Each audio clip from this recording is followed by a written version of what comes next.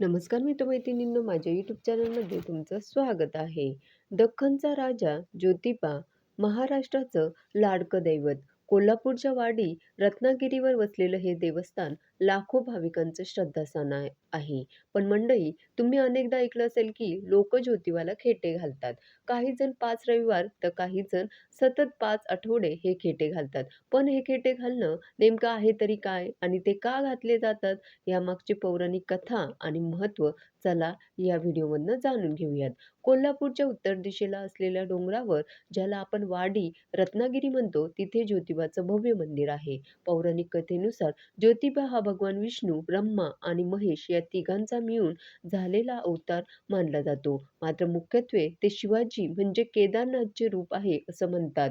जेव्हा कोल्हापुरात रत्नासूर आणि रक्तभोज या राक्षसांचा हाहाकार माजला होता, तेव्हा महालक्ष्मीने केदारनाथाचा म्हणजे शिवाचा धावा घेतला. भक्तांचे रक्षण करण्यासाठी हिमालयातून केदारनाथ कोल्हापूरला आले आणि त्यांनी राक्षसाचा वध केला. ज्योती म्हणजे तेज रूपात ते येथे अवतरले, म्हणून त्यांना ज्योतिबा म्हटले जाते. आता येतो मुख्य प्रश्न, खेटे घालणे म्हणजे नेमकी काय? तर साध्या भाषेत सांगायचं तर ज्योतिबाच्या दर्शनासाठी रविवारी अनवाणी पायाने डोंगर चढून जाणं किंवा मंदिराला प्रदक्षिणा घालणं याला खेटे घालणं असं म्हणतात. सहसा भाविक सलग 5 आठवडे म्हणजेच 5 रविवार हा नियम पाळतात. काही भाविक कोल्हापूर शहरातून किंवा पंचगंगा नदीपासून चालत डोंगर चढतात, तर काही भाविक थेट मंदिरात जाऊन प्रदक्षिणा घालून आपले खेटे पूर्ण करतात. पण हे खेटे नक्की का घालतात, यामागे काही प्रमुख कारणं आणि श्रद्धा आहे का? तर हो, ज्योतिबाने रविवारीच रत्नासूर राक्षसाचा वध केला होता अशी आख्यायिका आहे. रविवार हा ज्योतिबाचा वार मानला जातो. या विजयाचा आनंद साजरा करण्यासाठी आणि देवाचे आभार मानण्यासाठी रविवारी खेटे घालतात. अनेक भाविक आपल्या अडचणींच्या काळात ज्योतिबाला नवस बोलतात. माझं अमुक काम झालं तर मी तुला 5 रविवार खेटे घालीन. इच्छा पूर्ण झाल्यावर श्रद्धेने अनवाणी चालत येऊन जाऊन हा नवस फेडला जातो. तिसरं कारण म्हणजे अनवाणी पायाने डोंगर चढणं हे एक प्रकारचं तप मानलं जातं. देवासाठी आपण काहीतरी कष्ट सोसतो ही भावना त्यामागे असते. त्यामुळे अहंकार कमी होतो आणि मन शुद्ध होतं असं मानलं जातं. तसं तर वर्षभर रविवारी भाविक गर्दी करतातच, पण चैत्र पौर्णिमेच्या वेळी या खेट्यांना विशेष महत्त्व असतं.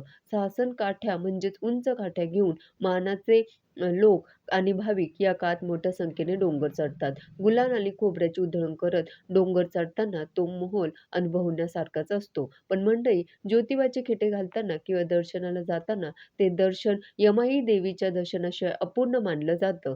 जेव्हा आपण मुख्य मंदिरात दर्शन घेतो, तेव्हाच तिथूनच काही अंतरावर असलेल्या यमाई देवीच्या मंदिरात जाण्याची प्रथा आहे. असं म्हणतात की ज्योतिबा हे परगावी आलेले पाहुणे आहेत आणि यमाई देवी ही मूळची तिथली रहिवासी आहेत. विशेष म्हणजे काही जुन्या परंपरेनुसार भाविक जाताना सोबत टोपली किंवा पळडी नेतात. यमाई देवी आणि ज्योतिबा यांच्यातील नातं बहीण भावाचं किंवा भक्त देवाचं मानलं जातं. त्यामुळे डोंगराच्या या दोन्ही शक्तींना नमन केल्याशिवाय ही यात्रा किंवा खेटे अ, पूर्णच होत नाही. मग तुम्हालाही माहिती आहे का, वाडी रत्नागिरी केवळ ज्योतिबाचा डोंगर नाही, तर खुद्द केदारनाथांनी या डोंगराच्या परिसरात 12 लिंगांची स्थापना केली. जेव्हा ज्योतिबा इथे राक्षसांचा वध करण्यासाठी आले तेव्हा त्यांनी हिमालयातील केदारनाथाची शक्ती येथे आणली. त्यामुळेच असं म्हटलं जातं की ज्यांना बद्रीनाथ किंवा केदारनाथला जाणं शक्य नाही, त्यांनी मनोभावे कोल्हापूरच्या ज्योतिबाचं दर्शन घेतलं आणि खेटे घातले, तरी त्यांना हिमालयाच्या यात्रेचं पुण्य मिळतं. शिवाय ज्योतिबाच्या डोंगरावर एक गोष्ट साऱ्या वातावरणात मिसळलेली असते, ती म्हणजे गुलाल. येथे गुलाला विजयाचं प्रतीक मानलं जातं. ज्योतिबाच्या नावानं चांगभलं म्हणत जेव्हा गुलाल उधळत जातो, तेव्हा तो केवळ रंग नसतो, तर ती भक्तांची ऊर्जा असते. शास्त्रीय दृष्टिकोनातून पाहिलं तर गुलाल हा नैसर्गिक आणि औषधी गुणधर्मांचा असतो. जर तो शुद्ध असेल, तर डोंगरावर चढताना लागणारी धाप आणि थकवा या गुलालाच्या सुगंधाने आणि उत्साहाने कुठल्या ना कुठे पळून जातो. म्हणून ज्योतिबाच्या दारावर प्रत्येक जण गुलालात न्हाऊन निघतो. एवढंच नाही तर पन्हाळ्यापासून ज्योतिबापर्यंतचा रस्ता किंवा कोल्हापुरातून चालत येण्याचा मार्ग हा निसर्गाच्या कुशीतून जातो. पहाटेच्या वेळी धुक्यातून डोंगर चढताना मिळणारा मानसिक आनंद आणि शुद्ध हवा हे सुद्धा खेळ घालण्यामागचं एक आधुनिक कारण बनले. तर मंडळी, खेटे घालणं म्हणजे केवळ चालणं नाही, तर ती देवासोबत जोडली जाण्याची एक प्रक्रिया आहे. श्रद्धेच्या बळावर तो उंच डोंगर कसा सर होतो हे त्या भक्ताला समजत नाही. धन्यवाद.